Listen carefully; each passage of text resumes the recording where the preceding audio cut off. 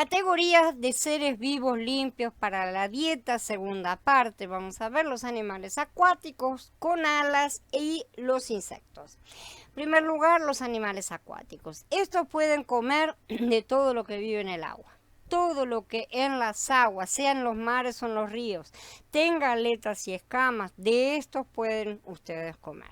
Pero todo lo que en los mares o en los ríos no tenga aletas y escamas, entre todo lo que enjambra en el agua y entre todas las demás criaturas que hay en el agua, son una abominación para ustedes y una abominación para ustedes seguirán siendo.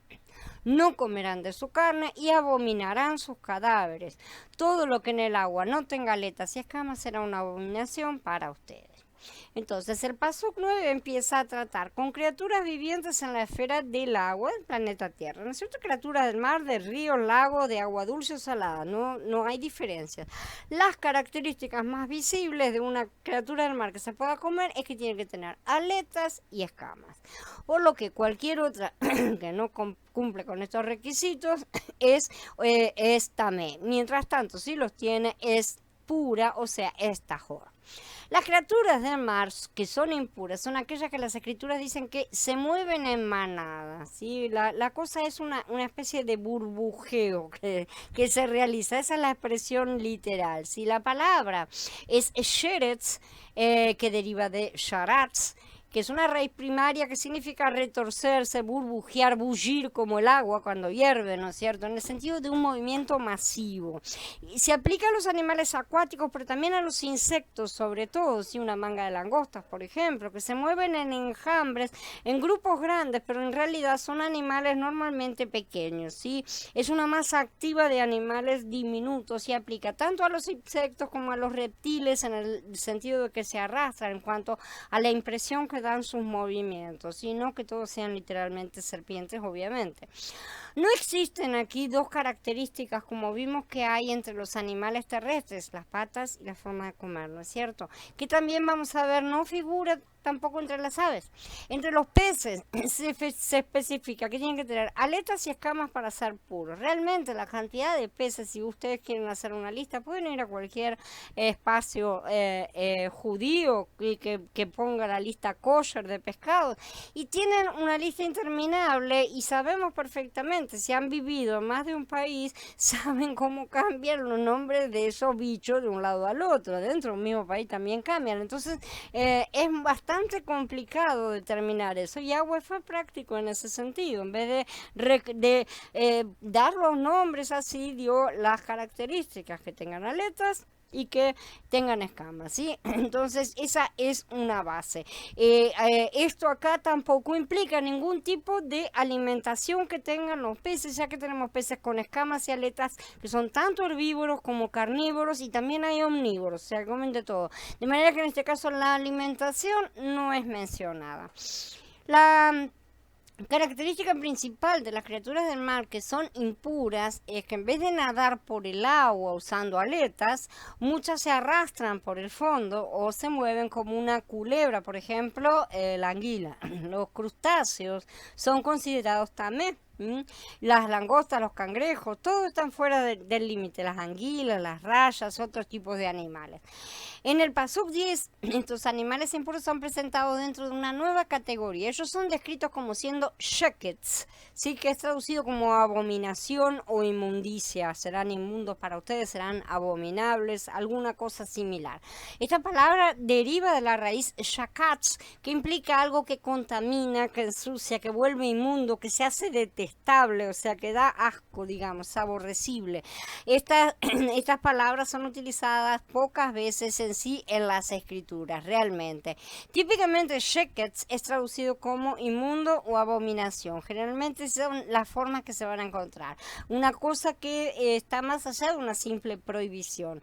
Esto es algo que debe ser evadido a toda costa, ¿no es cierto? Al igual que nosotros hemos visto el pescado ser categorizado. Luego los rituales de sacrificio requieren una jerarquía de animales, ¿no es cierto? Del menor hasta el más valioso, para ser usados de acuerdo a la persona que pecaba, en función de cuántas personas estaban bajo su cabeza. ¿Se acuerdan que estudiamos todo eso? Depende de si uno era un sacerdote y tenía toda la nación espiritualmente debajo, si era un jefe de tribu, etcétera. Vemos que aquí las cosas impuras parecen también tener una especie de clasificación basada en los menos impuros y los más impuros.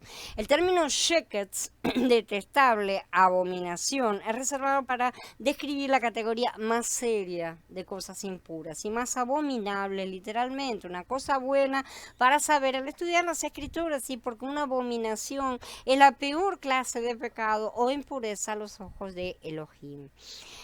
Luego tenemos los animales con alas.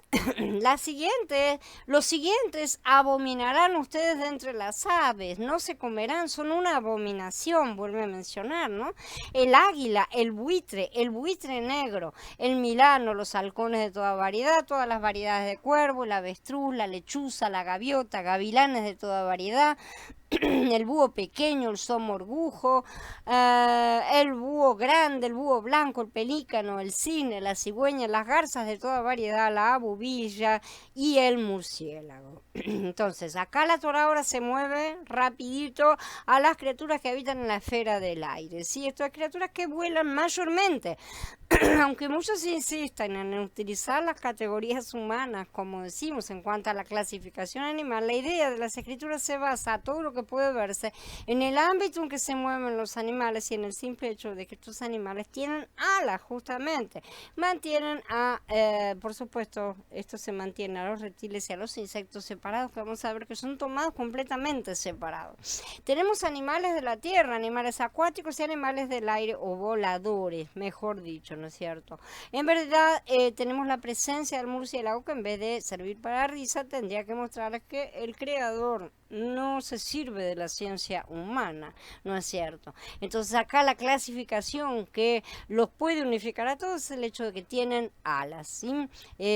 Tampoco podemos decir que sean voladores porque la avestruz, por ejemplo, es un ave que tiene alas, ¿sí? Está dentro de la nomenclatura de aves para los seres humanos, pero no vuela. Y la gallina tampoco, por ejemplo, vuela. Esta sería la mejor forma de nombrar estas tres divisiones. Espero que nadie discuta que el murciélago tiene alas, ¿no es cierto? Solamente por ese motivo está aquí. Interesantemente, es una inversión. En una inversión de la práctica anterior, en vez de describir las características de lo puro, como hizo con los pescados, ¿no es cierto? Por lo tanto, de los animales que se pueden comer, acá se describen los nombres de lo impuro. Con la idea de que todas las variedades de pájaros deben ser considerados puros si no están dentro de los mencionados, ¿no es cierto? Entonces, nosotros obtenemos una lista de pájaros que son clasificados también nuevamente shekets, ¿sí? No solo impuros, sino que altamente impuros. Una abominación. No vamos a entrar en detalle de qué ave es cada una. Nuevamente estamos dentro de lo mismo. Son todas las traducciones. Difieren a la hora de poner una ave en particular, pero si los enumeramos vamos a ver que son animales voladores, cazadores o carroñeros, ¿sí?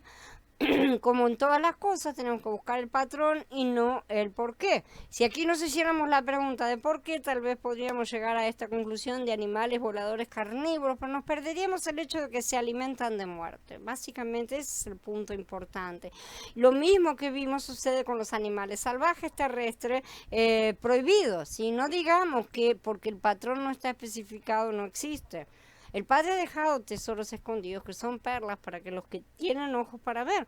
Ahora bien, analicemos el asunto a fondo. Ciertas aves, como las gallinas, comen prácticamente de todo, incluyendo hasta roedores pequeños a veces. Las gallinas no son consideradas impuras, aunque tampoco estaban mencionadas, no aparecen mencionadas en ningún momento. En cuarto lugar, bueno, tenemos los insectos. En el Pasuk 20 tenemos otra categoría que residen también muchas veces en la esfera del aire, porque son los insectos que vuelan específicamente. ¿Qué tienen que ver los insectos considerados en la lista de alimentos que son kosher o no? ¿No es cierto? Los insectos eran parte de la dieta diaria normal de la mayoría de las sociedades de aquellos días. Y Yahweh le dice a los israelitas cuáles pueden comer y cuáles no. todos los insectos salados que caminan en 4 serán una abominación para ustedes, pero estos pueden comer de entre todos los insectos salados que caminan en 4. Todos los que tengan sobre sus patas unas zancas para saltar sobre el suelo, de estos podrán comer los siguientes: langostas de toda variedad, todas las variedades de langosta calva, grillos de toda variedad, todas las variedades de saltamontes. Pero todo otro insecto alado que tenga 4 patas será una abominación para ustedes. Él determina entonces esta diferencia al dar a ciertos insectos la categoría de Shekets, abominación, una vez más, y coloca también la lista de excepciones a la regla, no por extenso sino por definición. Aquellos que eran aceptables eran los que caminan con 4 patas y saltan sobre otras 2, ¿sí? Mientras que todos los que solamente caminan sobre 4 patas, como podemos ver, esto no implica que tuviera únicamente 4 patas, sino que carecen de zancas traseras, no son insectos que saltan, básicamente, están completamente fuera. Si tienen más patas también. Los únicos insectos que vemos se pueden comer son saltarines, y los 4 mencionados parecen ser diferentes clases de langostas o saltamontes que eran muy comunes, siguen siéndolo en aquellas zonas de Oriente Medio. Sin embargo, todos los insectos con alas y que se arrastran también están prohibidos. ¿Qué tiene esto diferente? Los saltarines tienen patas articuladas que fueron diseñadas para doblarse y saltar. Esa es la diferencia básica que los coloca en lugar diferente de los otros, porque son todos ellos de cualquier manera voladores, ¿sí? Además tenemos el hecho de que estos saltamontes son justamente herbívoros, son todos ellos comen plantas.